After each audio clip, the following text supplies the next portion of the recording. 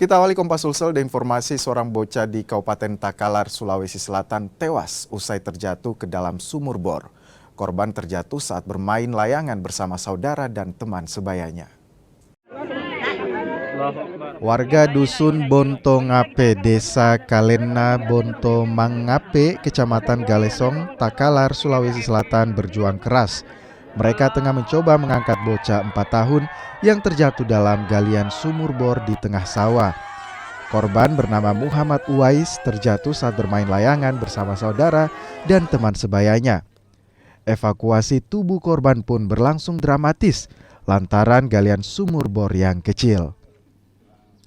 Dengan bantuan tim pemadam kebakaran, tubuh korban akhirnya bisa diangkat setelah 1 jam kemudian. Namun sayang, nyawa korban tak bisa diselamatkan. Kalau diameternya ini sumur kurang lebih 30 cm.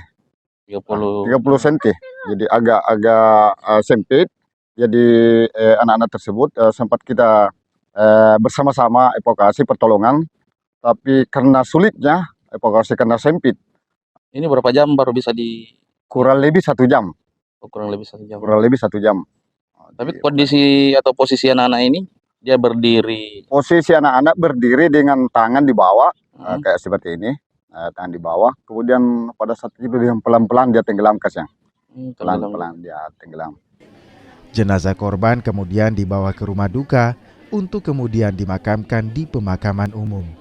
Asis Amin, Kompas TV Takalar, Sulawesi Selatan.